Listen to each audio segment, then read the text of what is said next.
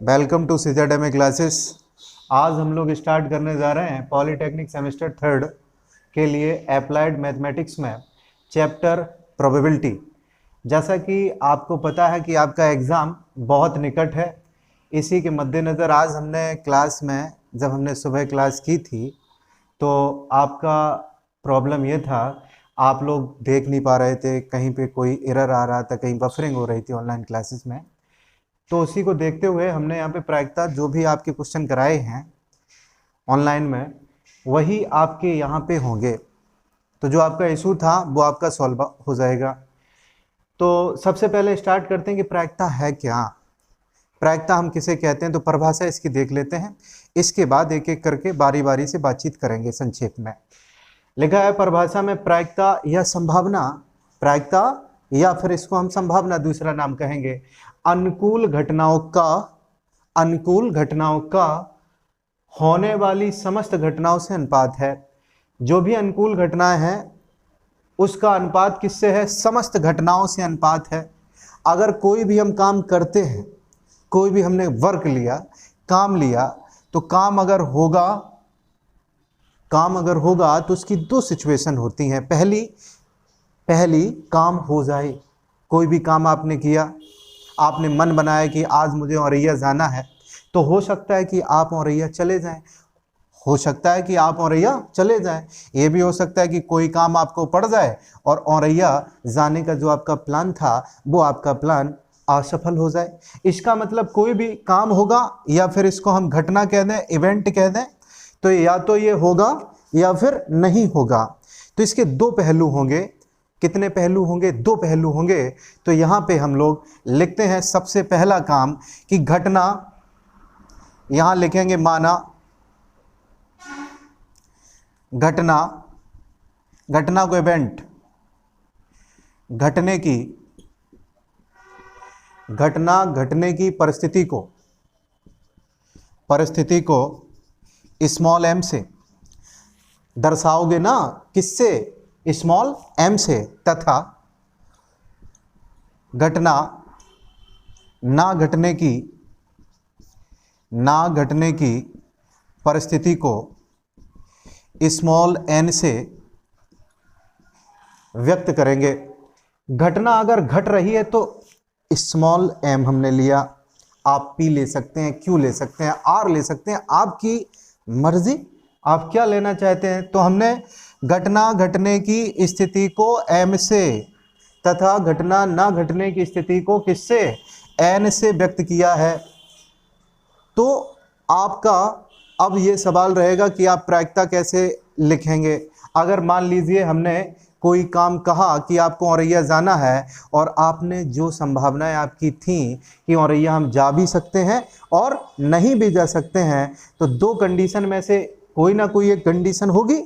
तो जो भी कंडीशन हो जाए, मान लीजिए आप औरैया चले गए, कोई एग्जाम्पल है, आप औरैया चले गए, तो औरैया जब आप पहुंच गए तो इसका मतलब औरैया पहुंचने को घटना, आपने कहा कि घटना ये घट गई, तो घटना अगर घट गई तो आप लोग स्मॉल एम को कहाँ लिखेंगे? ऊपर।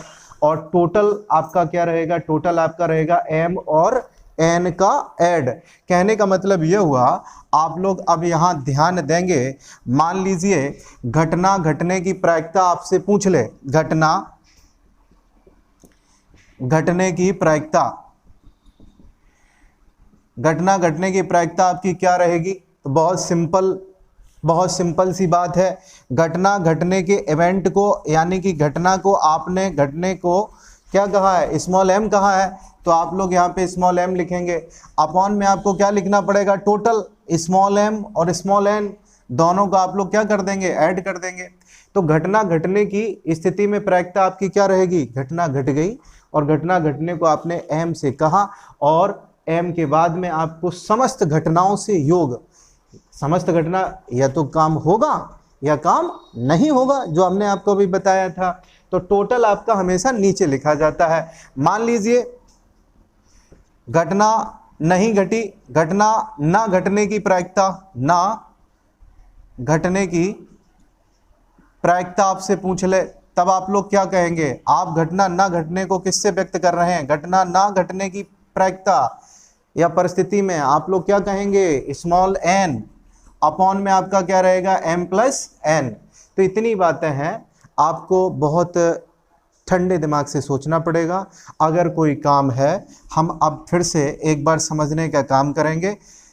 अगर कोई घटना है या आपको कोई काम है तो उसके दो पहलू होंगे। एक तो ये घटना घट जाए, ये काम आप कर ले जाएं, घटना घट जाए, और ऐसा भी हो सकता है घटना ना घटे। तो हमने आपको एक एग्जाम्पल दिया था, आपने मन बनाया कि आपको कल औरैया जाना है, तो संभावनाएं हैं, अभी आप मन बना रहे हैं, आज अभी विचार कर रहे हैं कि ऐसा काम हमको करना है, औरैया हमें जाना है। तो ऐसा हो भी सकता है कि औरैया आप चले जाएं, और ऐसा नहीं भी हो सकता है कि औरैया आप ना जा पाए। तो स्थितियां अभी आज के समय प्रेजेंट में स्थितियां तो आपके पास में दो हैं, संभावनाएं आपके पास दो हैं। घटना घट भी सकती है, यानी कि औरैया आप जा भी सकते हैं, और औरैया आप नहीं भी जा सकते हैं। अगर आप औरैया चले गए तो आपने कहा घटना घटने को हम लोग m से कहेंगे, और जो भी आपकी संभावनाएं हैं, टोटल संभावनाएं, उसको आप लोग अपॉन में लिखने का काम करेंगे। इसी प्रकार से घटना ना घटने की बात अगर की जाए तो घटना ना घटने को हमने स्मॉल n से कहा, तो स्मॉल n अपॉन टोटल संभावनाएं, हो भी सकता है और नहीं भी हो सकता है, यानी कि m प्लस n के रूप में हम लोग लिखेंगे। अब दूसरा जो कंसेप्ट होता है, दूसरा कंसेप्ट आपसे यहाँ पे पूछा जाएगा कुछ इस प्रकार से। आपसे ताश से क्वेश्चन पूछे जाते हैं, ताश से। तो ताश में आपका कंडीशन क्या है, तो ताश में आप लोग जानते हैं, ताश में 52 पत्ते होते हैं, 52 पत्ते होते हैं। इसमें 4 रंग होते हैं, इसमें 4 कलर के पत्ते होते हैं, और चारों बराबर बराबर मात्रा में होते हैं। 13 13 13 13, 4 जगह हमने कर दिया। तो पान, यहाँ हमने लिखा चिड़ी, इधर हमने लिख लिया हुक्म, और इधर हमने लिख लिया ईंट। पान, चिड़ी, हुक्म, और ये आपका क्या रहा, ईंट। स्टार्टिंग आपकी किससे होती है, तो एक का हम लिख के आपको दिखा देते हैं। तो आप लोग जानते हैं, इक्का, बादशाह, बेगम, गुलाम। गुलाम के बाद में आप लोग जानते हैं दहला, नौला, 8 7 6 5 4 3 2। एक नहीं होता है, एक मत करिए। तो आप गिनने का काम करिए, 1 2 3 4 5 6 7 8 9 10 11 12 और 13। यानी कि पान का अगर कोई पत्ता होगा, पान का अगर कोई पत्ता होगा, तो निश्चित रूप से उसमें एक इक्का, एक बादशाह, एक बेगम, एक गुलाम होगा, और उसमें ये गिनती भी रहेगी। इसी प्रकार से चिड़ी में भी एक इक्का होगा, हुक्म में भी होगा, यही प्रक्रम। अब सवाल ये है, इसमें लाल रंग के कौन कौन होते हैं, तो लाल रंग के लिए आपका जिम्मेदार है पान, ये लाल होता है। ईंट, ये आपका लाल होता है, और बीच में आपके दोनों कैसे हैं, काले हैं। दोनों आपके कैसे हैं, ये दोनों आपके ब्लैक होते हैं, काले होते हैं। इतनी बातें अभी हमने सीखी कि इक्का आपका हर एक कलर में एक एक होगा। कलर तो आपके दो एक जैसे हैं, हर एक ब्रांच में आपका एक एक हेड होगा इक्का, और इसी प्रकार से एक एक बादशाह होगा, एक बेगम होगा, एक गुलाम होगा। ये कंसेप्ट कुछ लोगों को बहुत आसानी समझ में आ जाता है, क्योंकि उनके मतलब की बात है, और कुछ लोग परेशान हो जाते हैं जिनके मतलब की बात नहीं रही होगी कभी। तो आप लोग अब समझ जाएंगे, हम जो क्वेश्चन आपको कराएंगे उसमें आप बिल्कुल अब क्लियर कट समझ रहे होंगे कि आपके टोटल 4 इक्के हुए। अगर इक्कों की अगर संख्या पूछी जाए पूरी ताश में, इक्के कितने होते हैं, पूरी ताश में इक्कों की संख्या, इक्के आपके 4 होंगे, बादशाह आपके 4 होंगे, बेगम आपकी 4 होंगी, बेगम 4, गुलाम आपके 4 होंगे। तो ये आपके 4 4 होंगे। प्रत्येक पत्ता की अगर बात कर लें, प्रत्येक पत्ता आपका 4 4 होगा। इसमें से आपसे क्वेश्चन अब किस प्रकार से पूछेगा, अभी क्वेश्चनों के ऊपर आ जाएंगे। पहले डाइस का भी काम कर लेते हैं। डाइस में, डाइस मतलब पासा, पासा से भी क्वेश्चन आपसे पूछे जाते हैं। पासा से यहाँ पे देख लेते हैं, पासा, डाइस, लूडो आपने सभी ने खेला है। तो इसमें क्या क्या होता है, 1 2 3 4 5 6, यही तो होगा, यही तो होगा। एक आ जाए, आपने पासा फेंका, 1 आ जाए, 2 आ जाए, 3 आ जाए, 4 आ जाए, 5 या 6, तो प्रायिकता है क्या, प्रायिकता आपकी संभावना है। तो या तो 1 होगा, 2 होगा, 3 होगा, कुछ भी आपका आ सकता है 1 से लेके 6 तक में। अब आप लोगों को एक काम करना है, क्वेश्चन का फॉर्मेट आपको समझना है, किस प्रकार से क्वेश्चन आपसे पूछा जा सकता है। तो यहाँ क्वेश्चन हम एक लिखे देते हैं। हमने लिखा एक पासे को फेंका जाता है और 3 से बड़ा अंक आने की प्रायिकता बताइए। 3 से बड़ा अंक आने की प्रायिकता ज्ञात कीजिए। ये आपका प्रश्न रहा, एक जर्नल प्रश्न है। एक क्वेश्चन ऐसे ही हमने लिख लिया, इसमें आप अब हल करने का काम करेंगे। कैसे हल होगा, किस प्रकार से आपको काम करना पड़ेगा, तो यहाँ पे देखिए, ध्यान दीजिए। एक पासे की स्थितियां क्या रहेंगी, एक पासे की स्थितियां क्या रहेंगी, हो सकता है आपका 1 से लेके 6 तक आ जाए। तो यहाँ पे लिखेंगे पासे को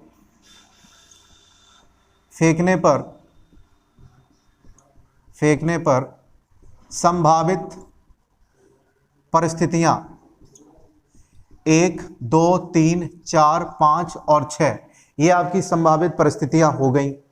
अब इसमें आपको क्या करना है, 3 से बड़ा अंक आने की प्रायिकता। तो 3 से बड़ा अंक आने की प्रायिकता क्या क्या हो सकती है, या तो आपका 4 आ जाए, 5 आ जाए, या 6 आ जाए। तो यहां लिखेंगे 3 से बड़ा अंक बराबर 4 5 और 6, यही तो है, 4 5 और 6। इसी की आपको प्रायिकता बतानी है। तो प्रायिकता आपने देखा था कि कितनी आपकी संभावनाएं हैं, तो संभावना 1 2 और 3 है। कितनी संभावना है, 3 संभावना है। तो आप लोग लिखेंगे 3 से बड़ा अंक आने की प्रायिकता, 3 से बड़ा अंक आने की प्रायिकता 1 2 3, 3 स्थितियां हैं, 3 अपॉन में आप लोग क्या लिखेंगे, टोटल आपकी संभावनाएं कितनी हैं, टोटल आपकी 6 हैं। तो आंसर आपका कितना हो जाएगा, 1/2 हो जाएगा। ये आपका आंसर रहा, बहुत सिंपल सा आंसर था। अब आपको हम लोग पासे के बाद में सीधे लिए चलते हैं प्रश्नों के ऊपर, जो बहुत महत्वपूर्ण हो सकते हैं आपके एग्जाम के लिए। तो पहला क्वेश्चन आपका ये रहा, एक पासे की फेंक में सम अंक आने की प्रायिकता, सम अंक आने की प्रायिकता। यह क्वेश्चन पूछा गया है कि एक पासे को जब आप उछालेंगे या फेंकेंगे तो सम अंक आने की प्रायिकता आपकी क्या रहेगी। तो देखिए और समझिए, ध्यान देना है आपको। सबसे पहले आप एक पासे को फेंकेंगे तो आपके सामने परिस्थितियां कितनी होंगी। एक पासे को फेंकने पर संभावित परिस्थितियां, आप लूडो खेलते हैं तो आपको पता थोड़ा ही होता है कि अगर हम पासा फेंकेंगे 2 आएगा, 3 आएगा, 4 आएगा। अरे वो तो संभावना है, संभावना है, 1 भी आ सकता है और 1 से लेके 6 तक में से कोई भी अंक आ सकता है। तो इसका मतलब आपके सामने संभावनाएं कौन कौन सी रही, 1 2 3 4 5 और 6, ये अंक आपके आ सकते हैं कि नहीं। आपने लूडो में फेंका पासा, 5 आ गया, तो टोटल संभावनाएं आपकी कितनी है, 3 और 3 6 संभावनाएं हैं, 6 संभावनाएं आपने लिख ली। अब क्वेश्चन के ऊपर आ जाओ। कह रहा है कि एक पासे की फेंक में सम अंक, इवन नंबर की बात कर रहा है, सम अंक आने की प्रायिकता बताइए। तो हम लिखेंगे सम अंक की संभावनाएं। यहां पे लिखेंगे एक पासे को फेंकने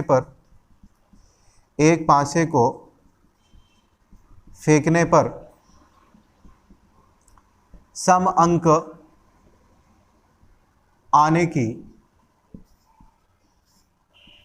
संभावनाएं, आपकी कितनी संभावनाएं रहेंगी, पॉसिबिलिटीज। तो सम कौन कौन है, तो एक आपका 2 हो गया, एक आपका 4 हो गया, एक आपका कितना हो गया, 6 हो गया। अब आपको प्रायिकता ज्ञात करनी है, तो यहां लिखेंगे सम अंक आने की प्रायिकता, सम अंक आने की प्रायिकता। तो आपने पासा फेंका और ये गारंटी रख दी, ये शर्त आपने रख दी कि आपका जो भी आएगा वो अंक आना चाहिए सम। तो सम की कंडीशन आपकी क्या है, या तो 2 आ सकता है, या 4 आएगा, या 6 आएगा। यानी कि अब भी आपका कंडीशन एकदम जस्टिफाई नहीं कि 2 ही आएगा, इन तीनों में से कोई एक आएगा, ये कन्फर्म है। इन तीनों में से कोई एक आएगा, ये बात कैसी है, कन्फर्म है। तो इसका मतलब ये हुआ, आप लोग यहाँ पे लिखेंगे 3, 1, 2 एंड 3, 3 कंडीशंस हैं, तो 3 आपने ऊपर लिख लिया। अपॉन में आप लोग क्या लिखेंगे, तो अपॉन में आपके सामने टोटल संभावनाएं कितनी लिखी हुई हैं, 6 लिखी हुई हैं। आपका आंसर होगा 1/2। ये रहा।